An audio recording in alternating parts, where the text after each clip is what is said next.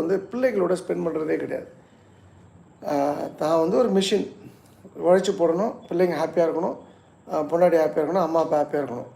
ஆனால் நம்ம அவங்க கூட ஸ்பெண்ட் பண்ணிவிட்டால் அது வந்து தேச துரோகம். அப்படி தான் நரேந்திர மோடி அவர்கள் சொல்லியிருக்காங்கனால இவங்கெல்லாம் அப்படி நினச்சிட்டு இது மாதிரி ஒரு வேலை பார்த்துட்ருக்காங்க. உங்கள் ஃபேமிலியில் வந்து ரொம்ப ரொம்ப முக்கியம் அந்த பிள்ளைகளோட நேரத்தை ஸ்பெண்ட் பண்ணுங்கள். காதல் திருமணம் நீங்கள் அவாய்ட் பண்ணணும்னு ஆசைப்பட்டீங்கன்னா, எந்த குடும்பத்தில் குழந்தைகளோட நேரம் அதிகமாக செலவிடப்படுகின்றதோ அந்த குடும்பங்களில் காதல் திருமணம் நடப்பதே இல்லை. நடப்பதற்கு வாய்ப்பு 0.0001% கூட கிடையாது என்பதை நான் ஆணித்தரமாக சொல்கிறேன். அண்டு இதுக்கு அடுத்ததாக ஃபேமிலியோடு வெளியில் போக மாட்டாங்க. அதாவது ஒரு நாள் கிழமை கல்யாண நாள் அப்படின்னா கோயிலுக்கு போகலாம், பர்த்டேனா கோயிலுக்கு போவாங்க. ஆனால் ஒரு 15 நாள் ஒரு சினிமா போகணும், ஒரு மாதத்துக்கு ஒரு வெளில பேசணும். வெளில சாப்பிட்றது தப்பான பழக்கம், நான் டவுட்டே கிடையாது. அதனால் ஒய்ஃப்க்கு நம்ம சப்போர்ட் பண்ணோம்ல. அவங்க வந்து வாரம் வேலை பார்த்துட்ருக்காங்க.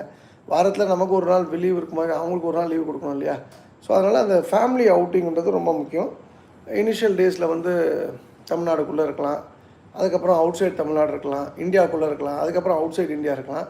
நீங்கள் ஃபேமிலியோடு நீங்கள் நல்லா டைம் வந்து கொடுத்து அவங்க நல்லா டீல் பண்ணிங்கன்னா ஸ்கை இஸ் அ லிமிட்.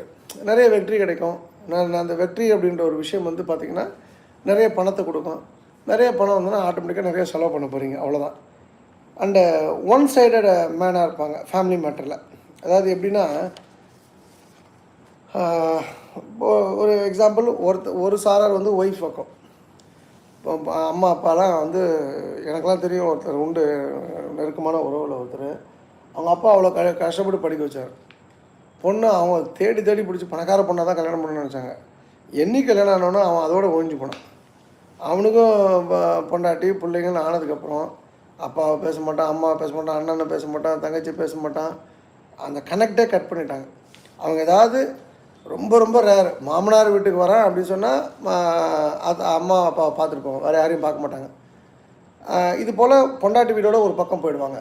இன்னொரு பக்கம் பொண்டாட்டி நல்லதே பண்ணாலும் கரெக்டாக இருந்தாலும் அவங்க வீட்டில் வந்து அந்த கணவனுங்களோட அக்கா பேச்சை கேட்பார், இல்லைன்னா தங்கச்சி பேச்சை கேட்பார், அம்மா பேச்சு அப்பா பேச்சு கேட்பான். அம்மா பேச்சோ அல்லது அப்பா பேச்சோ இல்லை அம்மா அப்பா பேச்சு, இல்லைனா எவனா ஒருத்தன் ஃப்ரெண்டு சம்மந்தமே இல்லாமல் அந்த குடும்பத்தை ஆட்டி படைச்சிட்ருப்பான்.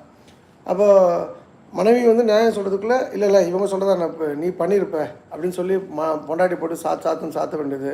அந்த பொண்டாட்டி வந்து ஒரு முச்சந்தில் நிற்க வைக்கிற மாதிரி ஏதாவது மூலையில் உட்கார வைக்க வேண்டியது போன்ற விஷயங்களை நிறைய இடங்களில் கணவன்மார்கள் போகிறாங்க. அவங்களுக்கு நிச்சயமாக வெற்றி தள்ளி போகும்.